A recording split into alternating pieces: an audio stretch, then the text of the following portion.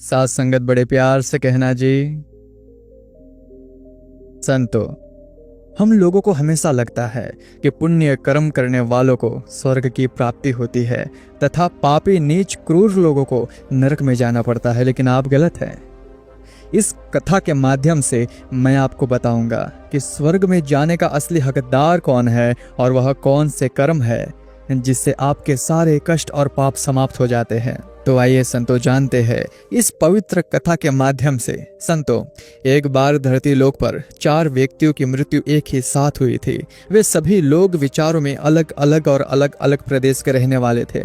केवल सहयोग से ही उन चारों का अंत एक ही समय पर हो गया था। एक ही समय पर यम के दूत उन चारों को लेने के लिए आए थे।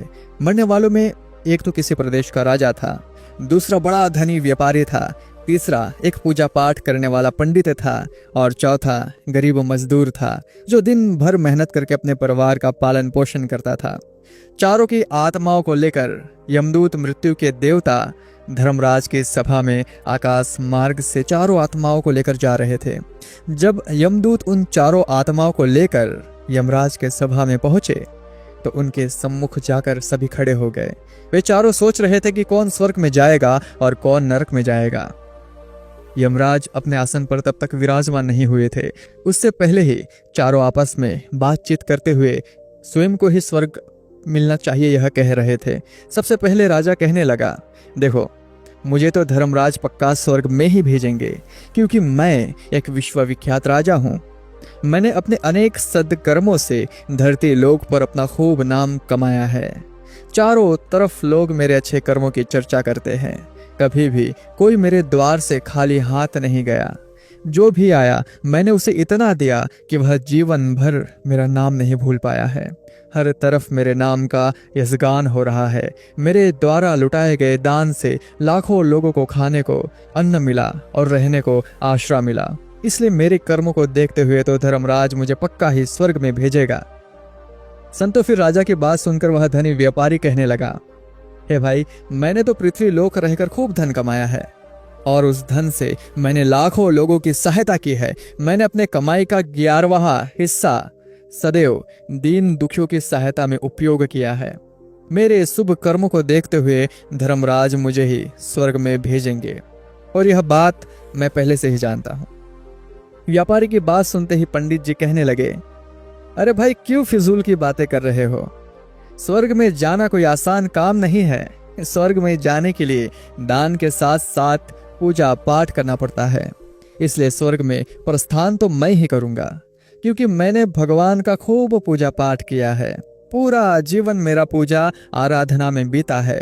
मेरे शुभ कर्मों के कारण मेरे लिए ही धर्मराज स्वर्ग का दरवाजा खोलेंगे, देख लेना। यह बात मैं अच्छे से जानता हूँ।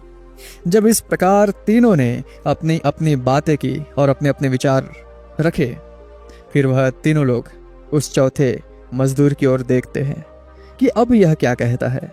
क्या इसने भी कोई अच्छा काम किया है या फिर पूरे जिंदगी इसने मजदूरी करते हुए बिता दी, दूसरों की अधीन रहकर ही बिता दी। मजदूर बेचारा उन सबकी बातों को चुपचाप निजे नजरें झुकाए सुनता रहा और वे तीनों बड़े गर्व से अपनी प्रशंसा में जुट गए थे। तभी धर्मराज अपने साथी चित्रगुप्त के साथ दरबार में हाजिर होते हैं। चित्रगुप्त के हाथों में एक बहुत मोटी सी किताब थी जिसमें समस्त प्राणियों के कर्मों का लेखा जोखा लिखा रहता है। धर्मराज अपने आसन पर विराजमान होते हैं। उसके बाद चित्रगुप्त ने राजा को अपने पास बुलाया और उससे पूछने लगे कि तुम बताओ, बड़े ध्यान से सुनना, तुम तो बड़े धरती पर बड़े विख्यात राजा थे। तुमने अपने जीवन में कौन कौन से शुभ कर्म किए हैं तथा कितने लोगों को दुख दिया है, कितने लोगों का भला किया है। मैं अपनी पुस्तक में देखकर यह फैसला करूंगा कि आप स्वर्ग में जाने के अधिकारी है या फिर नहीं है। बड़े ध्यान से सुनना संतो। फिर बड़े गर्व के साथ राजा अपने कर्म को बताता है कि हे भगवान, मैं बड़े राज्य का राजा था। मेरा राज्य बड़ा ही समृद्ध और खुशहाल था। मेरे राज्य में दिनहीन गरीब लोग बहुत ही कम थे। सब मेरी छत्र छाया में बड़े ही आनंद के साथ जीवन यापन कर रहे थे। मैंने अपने राज्य के लोगों को किसी भी चीज की कमी नहीं होने दी। मेरे यहाँ हर भूखे को भोजन मिलता था। लाखों की धन मोहर मैं रोज दान में देता था।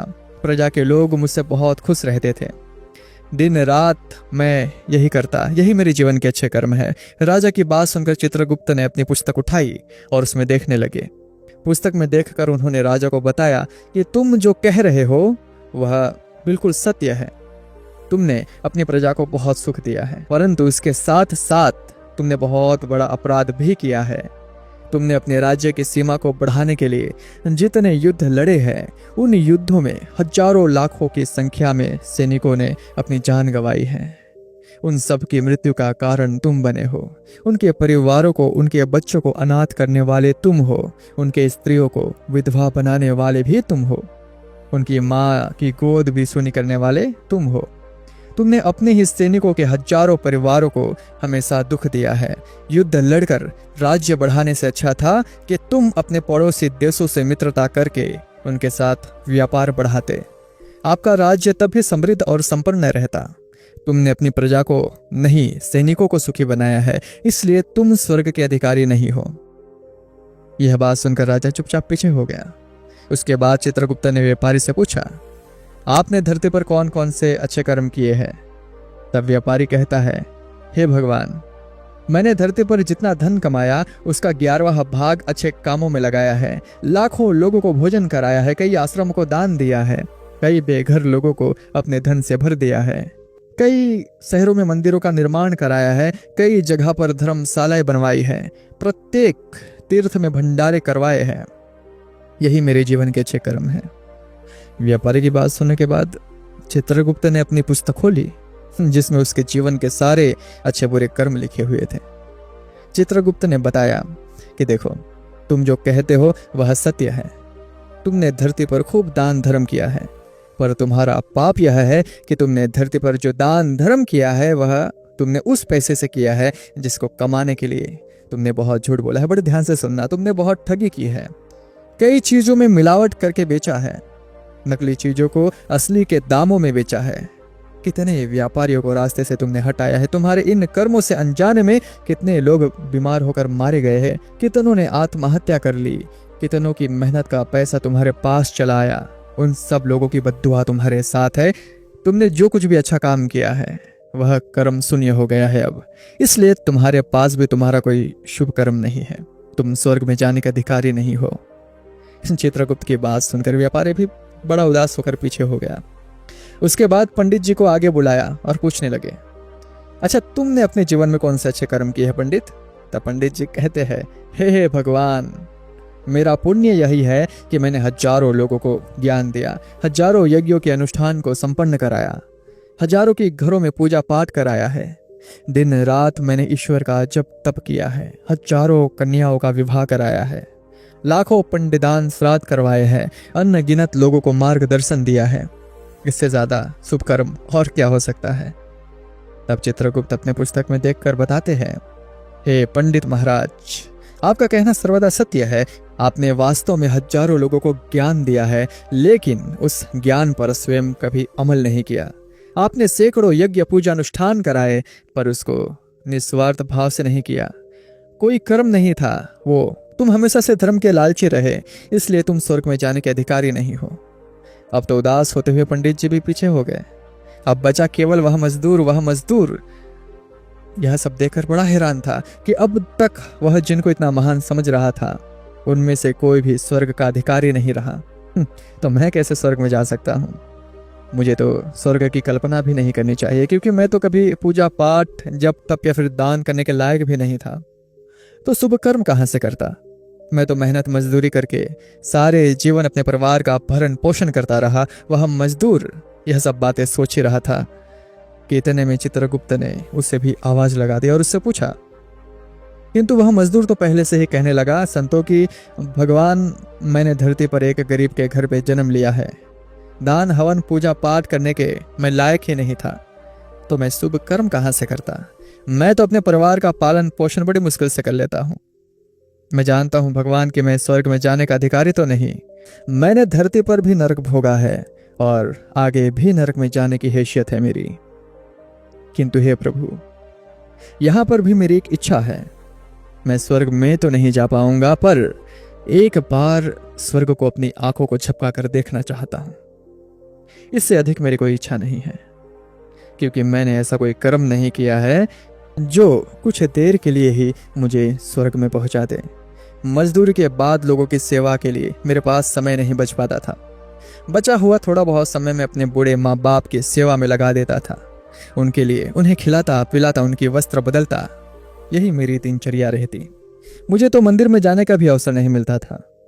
मजदूर की बात सुनकर चित्रगुप्त ने अपनी पुस्तक में देखकर पूछा, हे मानव, तुम ध्यान से सोचकर बताना कि तुमने कभी तो कोई शुभ कर्म किया होगा।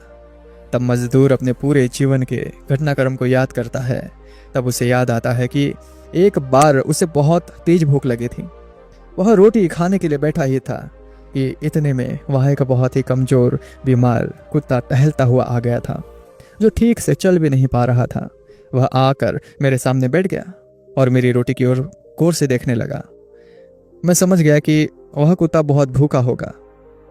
मेरे अंदर से आवाज आई कि बेजुबान जानवर को छोड़कर तू अकेला कैसे खा सकता है। मैंने वह रोटी स्वयं ना खाकर उस कुत्ते को खिला दी। उस दिन मैंने पूरे दिन भूखे पेट रहकर ही काम किया था। मजदूर की बात सुनकर चित्रगुप्त मुस्कुराए और उसका हाथ पकड़कर बड़े सम्मान के साथ उसे स्वर्ग में लेके चले गए और बोले, वास्तव में आप ही स्वर्ग में रहने के अधिकारी हो। क्यों? क्योंकि प्राणी पर दया दिखाना ही सबसे बड़ा शुभ कर्म है। मनुष्य जो भी काम निस्वार्थ भाव से करता है संतो, तो वास्तव में उसका ही उसे सबसे बड़ा पुण्य मिलता है। निस्वार्थ भाव से किया गया जन कल्याण के लिए एक छोटे से छोटा काम भी आपके सैकड़ों पापों को नष्ट कर देता है। संतो, लोगों से लालच, मोह और स्वार्थ के वशीभूत होकर किया गया शुभ कर्म भी फलदायी नहीं होता है। इसलिए ध्यान रहे संतो, जीवन में अच्छे कर्म अच्छी भावना के साथ करना चाहिए। ऐसा नहीं होना चाहिए कि आपने किसी से धन छीन कर या फिर चुरा कर कर्म में लगा दिया हो तो वह धन आपको कभी सुख दे और फिर उसी धन को आप दान पुण्य में लगा दो और फिर आपको स्वर्ग मिले। ऐसा नहीं होता। स्वर्ग में वही व्यक्ति जाता है जिसने निष्काम निस्वार्थ भाव से प्राणियों की सेवा की हो, भले ही उसने जीवन में एक पैसा भी दान ना किया हो, पर वह जिस लायक था अपने सामर्थ्य के अनुसार उसने निस्वार्थ भाव से जो भी कर्म किया वही उसकी मुक्ति का रास्ता तय करता है। तो संतो, आशा करता हूं कि आपको यह कथा समझ आ गई होगी। तो संतो, अगर आपको यह कथा समझ में आई है तो निस्वार्थ भाव से कर्म करें। आपका एक छोटा सा निस्वार्थ भाव से किया गया कर्म ही आपके बहुत सारे पाप को नष्ट कर सकता है। तो बड़े प्यार से कहना संतो।